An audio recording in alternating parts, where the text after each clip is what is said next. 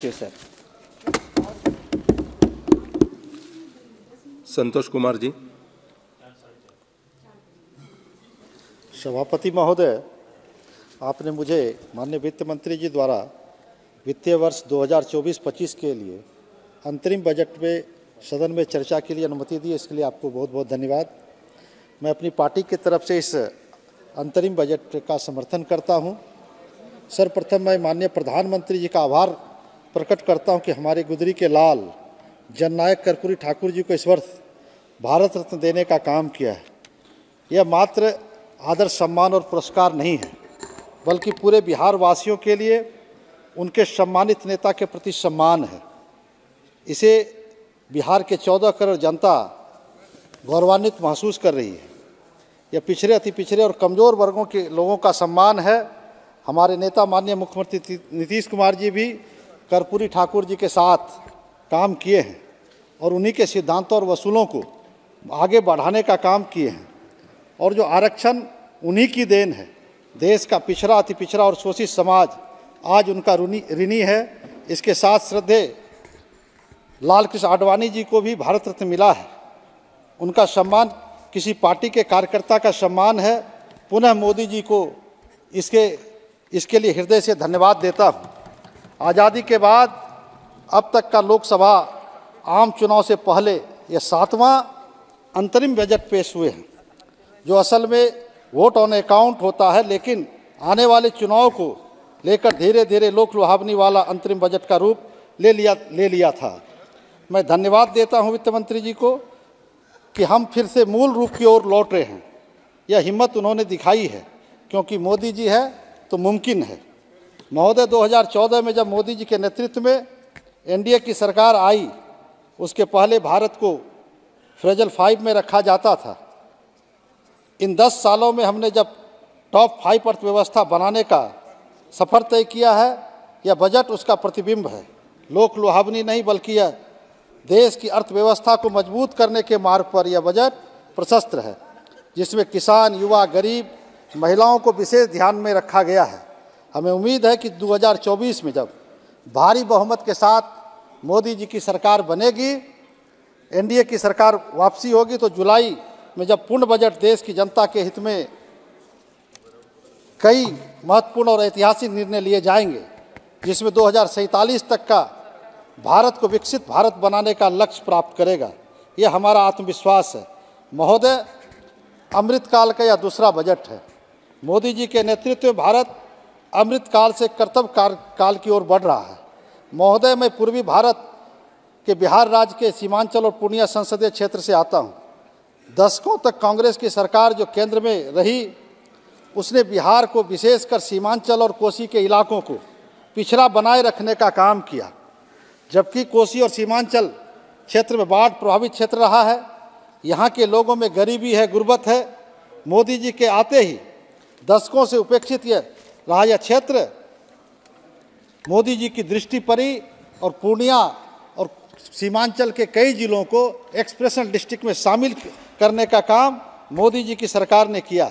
मुझे खुशी है इस बात की, आदरणीय वित्त मंत्री जी ने अपने बजट भाषण में इस बात पर जोर दिया है कि पूर्वी और पूर्वोत्तर भारत को देश के विकास का इंजन बनाया जाएगा। मैं श्रीमान, सीमांचल के इलाके में मक्का और मखाना की खेती बिहार में खेती सबसे अधिक होती है।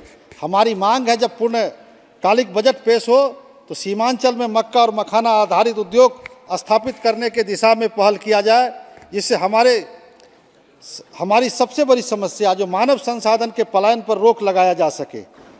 यह बहुत ही महत्वपूर्ण है। आदरणीय वित्त मंत्री जी ने R&D के क्षेत्र में देश के युवाओं के लिए 1 ट्रिलियन इंटरेस्ट फ्री और लो इंटरेस्ट लोन 50 सालों के लिए देने का फैसला किया है। जब हम तीसरी बड़ी अर्थव्यवस्था बनने के लिए अग्रसर हैं, तो R&D के क्षेत्र में इतना बड़ा इन्वेस्टमेंट गेम चेंजर होगा और इंटेलेक्चुअल प्रॉपर्टी ऑनरशिप का यह भी देश को लाभ मिलेगा। मोदी जी जो हमेशा डेमोग्राफिक डिविडेंड की बात करते हैं, उसमें भी हम लिवरेज कर पाएंगे। R&D के क्षेत्र में अग्रणी होने से हमें सेवा आधारित अर्थव्यवस्था और अनुसंधान एवं निर्माण आधारित अर्थव्यवस्था की ओर आगे बढ़ने में मजबूती मिलेगी। आदरणीय वित्त मंत्री जी ने 25,000 रुपये तक के छोटे डायरेक्ट टैक्स डिपॉजिट को खत्म करने का, डिस्प्यूट को खत्म करने का निर्णय लिया, जो स्वागत योग्य फैसला है। इस फैसले से 1 करोड़ से अधिक लोगों को, खासकर जो सीनियर सिटीजन को राहत मिला है, जिसमें 10 साल तक के पुराने रिटर्न को लेकर जूझना पड़ रहा था।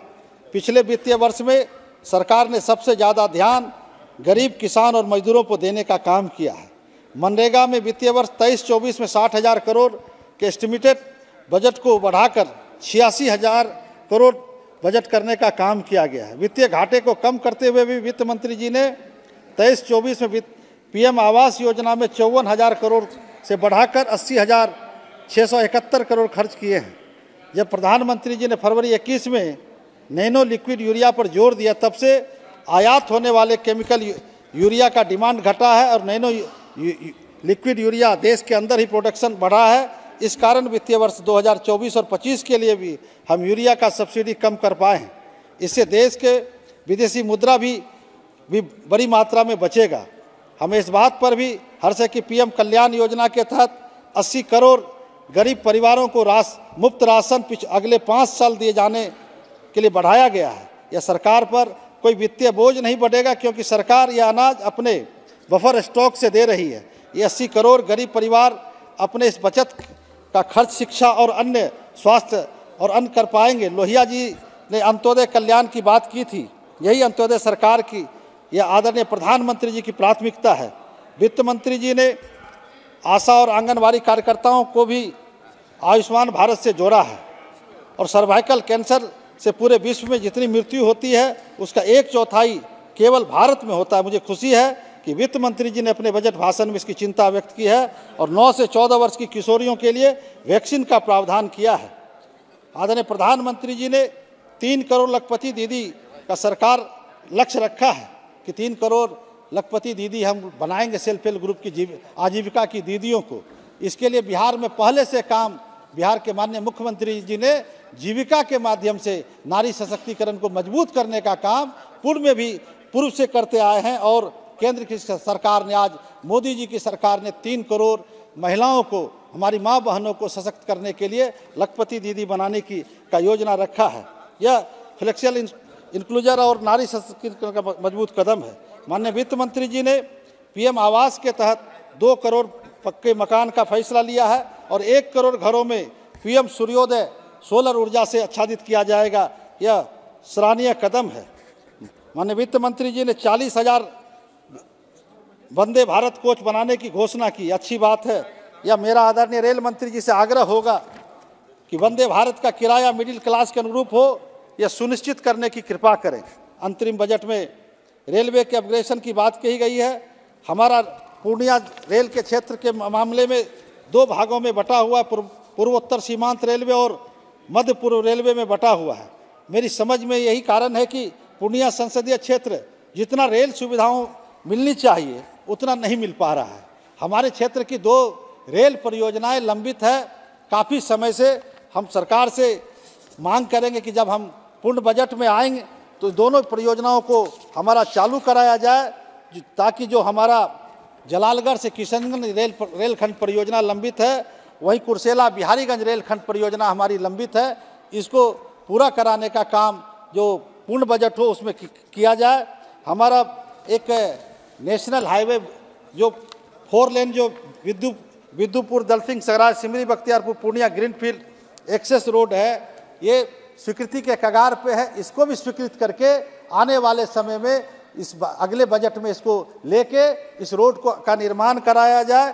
पूर्णिया खगड़िया 4 लेन सड़क हमारा वो अभी सुपर एक्सप्रेस है, उसको 4 लेन में परिवर्तित करके उसको बजट में प्रावधान किया जाए। हमारे साथी यहाँ पे कह रहे थे कि सिवान में सिवरन से सिवान शहर को जोड़ने वाले संपर्क संख्या 91 आरओबी का निर्माण वो लंबित है, उसको भी रेल मंत्री जी के माध्यम से उसको पूर्ण कराया जाए। स्वीकृत हो चुका है, क्योंकि हमारे साथी अभी कह रही थी इसको भी पूर्ण कराने का काम किया जाए।